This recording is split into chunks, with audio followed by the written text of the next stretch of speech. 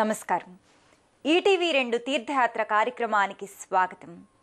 కుంకుమ చందన లేపిత లింగం పంకజహార సుశోభిత లింగం సంచిత పాప వినాశన లింగం తత్ప్రణమామి సదాశివలింగం. చంద్రశేఖరుడు భక్తజన బంధు శ్రీకరుడు. ఆది భిక్షువని అంటారే గాని ఏది లేదన్నాడు భక్తులడిగితే. అసమనేత్రుడని పేరే గాని భక్తులనందరినీ సమదృష్టితో కటాక్షించే వ్రతం అతనిది. ఆ ముక్కంటిని తమ కంటి ముందు ప్రతిష్ఠించుకొని సేవించాలని కృష్ణా జిల్లా గుడివాడ సమీపంలోని సిద్ధాంతం అనే గ్రామంలో అడుసుమిల్లి బాపినీడు వంశస్థులు శ్రీ శ్రీ శ్రీ దుర్గా త్రిపుర సుందరి అంబికా సమేత శ్రీ నాగేశ్వర స్వామి ఆలయాన్ని నిర్మించారు. ఈ ఆలయ విశేషాల్ని ఈనాటి తీర్థయాత్రలో సందర్శిద్దాం.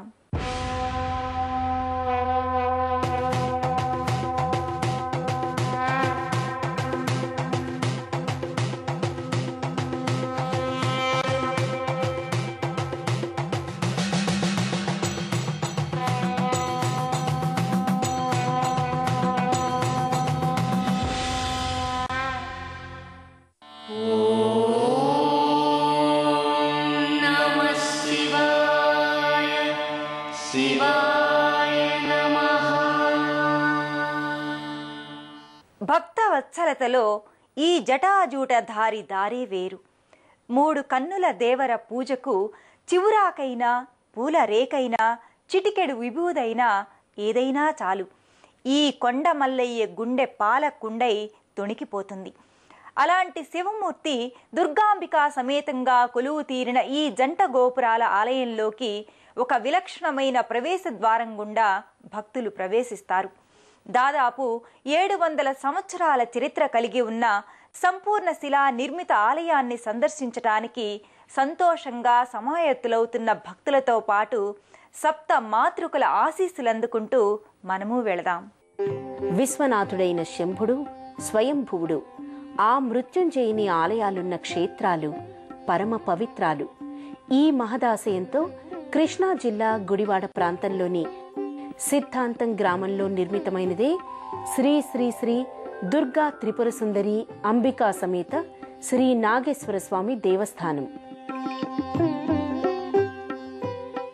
సిద్ధిగుంట అని పిలువబడే ఈ సిద్ధాంతం గ్రామంలోని ఈ శివాలయం ఇసుక, ఇటుక, ఇనుము వాడకుండా కేవలం శిలలతోనే పునాది నుండి గోపుర కలశం వరకు నిర్మించాలనే ఒక శిల్ప శాస్త్ర సిద్ధాంతంతో రూపొందింపబడడం అపురూపం, విశిష్టం.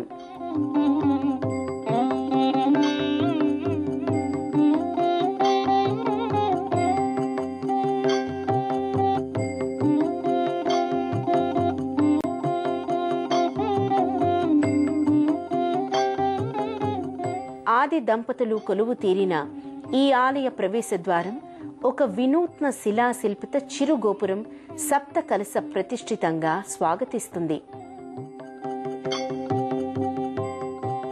అమ్మవారు గజరాజులు పూజిస్తుండగా పై 2 చేతులతో పద్మాల్ని దాల్చి అభయహస్త వరదహస్త ముద్రలతో ఈ మంటపం పైన చతుర్భుజిగా దర్శనమిస్తుంది.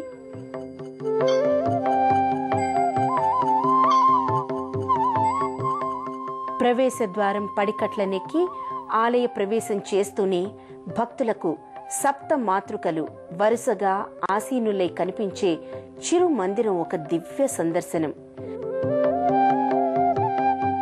కిరీటధారణతో చతుర్భుజ రూపలైన ఈ మాతృకలు పసుపు పచ్చని వస్త్రాలు, వివిధ ఆయుధాలు ధరించి ఉంటారు. వారాహిదేవి కూడా వీరిలో కనిపిస్తుంది. ఒకే క్వారీ నుండి ఒకే రకమైన రాతిని తెచ్చి రాతిలో కల్తీ లేకుండా ఒక్కో మందిరం ఒకే రంగు రాతితో నిర్మితమవడం ప్రశంసనీయం.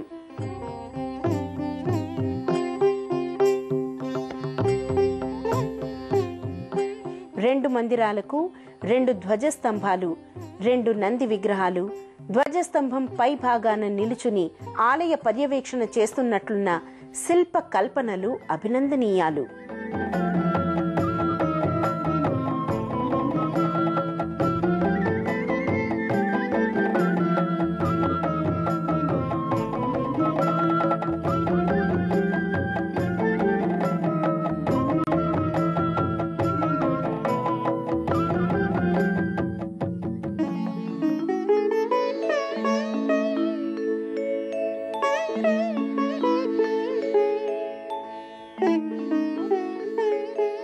నిటలాక్షుడు నాగేశ్వరుడనే పేరుతో కొలువు తీరిన ఈ శివాలయం శిలామయం. రోజుకు 100 మంది శిల్పాచార్యులు 5 సంవత్సరాలు అహర్నిశలు కృషి చేసి దాదాపు 2000 టన్నుల శిలలతో నిర్మించిన ఈ రాతి కట్టడాలు ఆలయ ఖ్యాతిని చాటి చెబుతున్నాయి.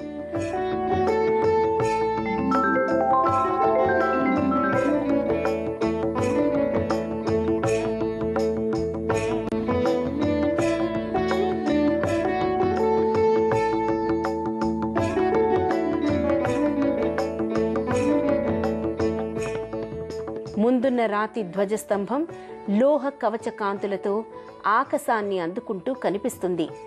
ఈ ధ్వజస్తంభ శీర్ష భాగంలో లేచి నిలుచున్నట్లున్న నందీశ్వరుని విగ్రహం ఒక వినూత్న శిల్ప రూపకల్పన.